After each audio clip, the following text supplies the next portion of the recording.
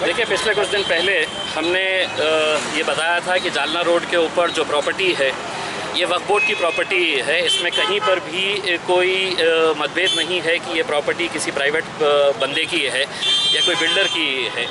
लेकिन इस प्रॉपर्टी को किस तरह से बांटा गया है, बेचा गया है और करोड़ों रुपये के अंदर बेचा गया है।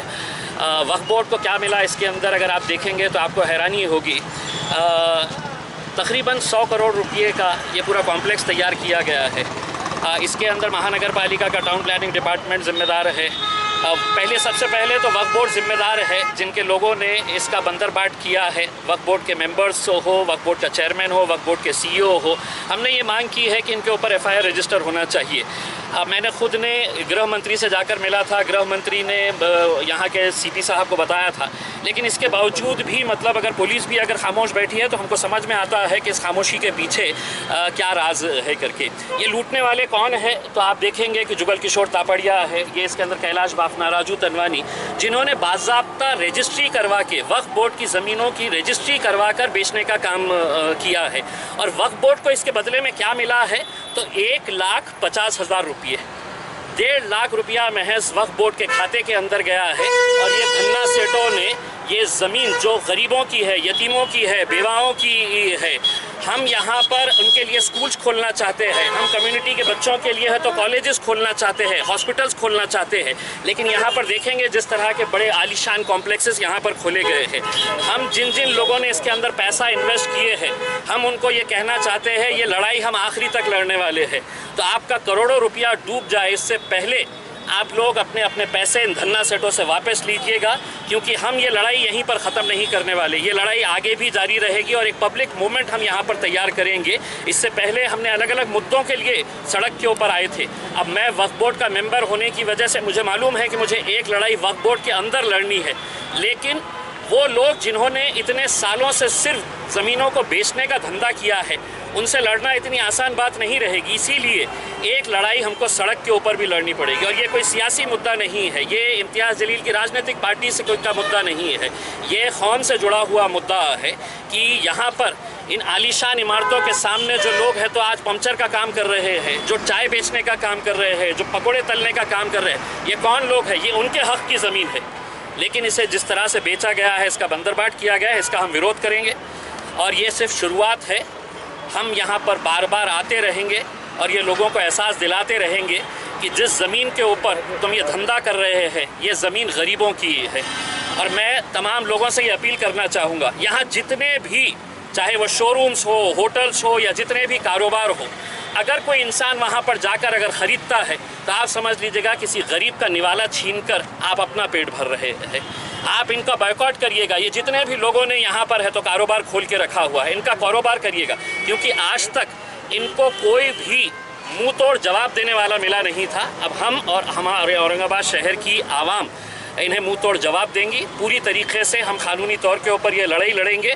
लेकिन अगर इस पूरे गोरख धंधे के अंदर अगर तमाम government departments including police department भी खामोश रहेगा तो हम सबको बताना चाहते हैं कि आप हमारे ऊपर केस करिए। हम केस लड़ने के लिए तैयार है, हम केस फेस करने के लिए तैयार है। लेकिन ये आंदोलन हमारा शुरुआत हुई है, आगे देखिएगा हम इसको कितना बड़ा एक पब्लिक मूवमेंट बनाते हैं। अच्छा जलील, तुम आगे बढ़ो। शासन और प्रशासन के लोग इसमें इन्वॉल्व होंगे, इसमें कोई दो राय नहीं है। तो ये प्रॉपर्टी के अलावा जो बची हुई प्रॉपर्टी जो जा सकती है, उसको लेकर आप पोजीशन में लेने के लिए क्या करेंगे? देखिए, अभी फ़िलहाल ये है कि आप कोई एक केस अगर ले रहे हैं तो उसको पूरी तरह से अगर हम ख़त्म करेंगे तो लोगों का यकीन पुख्ता होगा कि हाँ हम ये कर सकते हैं करके। आज तक हो ये रहा है कि ये धन्ना सेठों ने अपने पैसे का इस्तेमाल किए हैं, इनके पीछे राजनीतिक दल के लोग शामिल हैं, बड़े बड़े धन्ना सेठा हैं। पैसे के बल के ऊपर ये महानगर पालिका को ख़रीद सकते हैं, ये रजिस्ट्री ऑफिस को ख़रीद सकते हैं, इन्होंने वक्फ बोर्ड को पूरी तरह से ख़रीद लिया है। तो ये लड़ाई इतनी आसान नहीं है।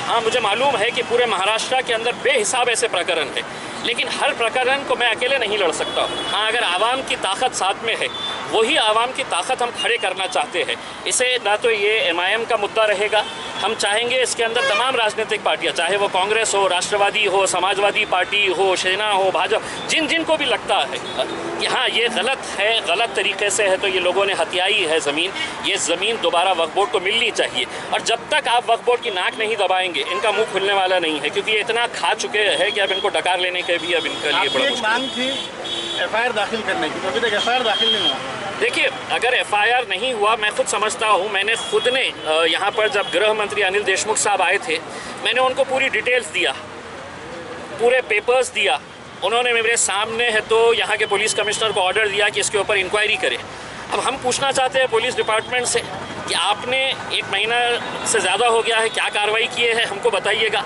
और अगर आप खामोश बैठे हैं तो कहीं ना कहीं आपका डिपार्टमेंट भी इन धन्ना सेठों के दबाव के अंदर आ गया है करके हम तो यही समझेंगे उसमें। अब हमारी मांग जो है वो मांग रहेगी, मेरी अकेले की कोशिश नहीं है। मैं आपको साफ बता दूं कि ये कोशिश मैं अकेला कुछ नहीं कर सकता हूँ, आवाम की ताकत चाहिए, पूरे लोग एक साथ मिलकर खड़े रहना चाहिए, तभी जाकर, वरना ये लोगों से लड़ना मामूली बात नहीं है। मुझे मालूम है कि मेरे ऊपर किस तरह का दबाव डाला जाता है, साम दाम दंड हर लिहाज से मुझे खामोश करने के लिए कैसे कैसे हथकंडे अपनाए जा रहे हैं, मुझे मालूम है अच्छी तरह से। लेकिन मुझे एक बात ये भी मालूम है कि मेरे पीछे आवाम की दुआएं हैं, आवाम का साथ है, और वही आवाम की दुआएं और साथ की वजह से हम ये आंदोलन को आगे ले जाएंगे। सुप्रीम कोर्ट का कहना है कि वंस वक्फ ऑलवेज वक्फ, ठीक है। तो आप खुद अब वक्फ की बॉडी मान चुके हैं, तो ऐसा कि प्रधान की आप बात रखेंगे कि जो जगह अभी खाली पड़ी हैं या जो रेवेन्यू जनरेट होता है उसको माइनॉरिटी के डेवलपमेंट के लिए इस्तेमाल किया जाएगा, एजुकेशन के लिए और दूसरी सुविधाओं के लिए। देखिए, हम तो ये चाह रहे हैं कि राज्य सरकार हो या केंद्र सरकार, ये जो माइनॉरिटी के लिए ये भीख की कटोरी देते हैं, ये हमको नहीं चाहिए। 1 रुपये का फ़ंड है तो हम सरकार से नहीं लेंगे, सिर्फ हमारी वक्फ की जितनी ज़मीनें हैं वो वक्फ की ज़मीनें हमको वापस कर दीजिएगा। हमको ना केंद्र सरकार का 1 रुपया चाहिए, ना राज्य सरकार का माइनॉरिटी डेवलपमेंट का 200-300 करोड़ रुपये जो देते हैं। हमारी ये हालत रहेगी कि अगर ये पूरी ज़मीन अगर हमको मिल जाती है तो कुछ खैरात हम सरकार को दे सकते हैं, हमारे कौम की तरफ से हम कुछ खैरात है तो सरकार को दे सकते हैं, और इंशाल्लाह अगर ये ताकत बढ़ेगी आगे तो हम वो करके भी दिखाएंगे।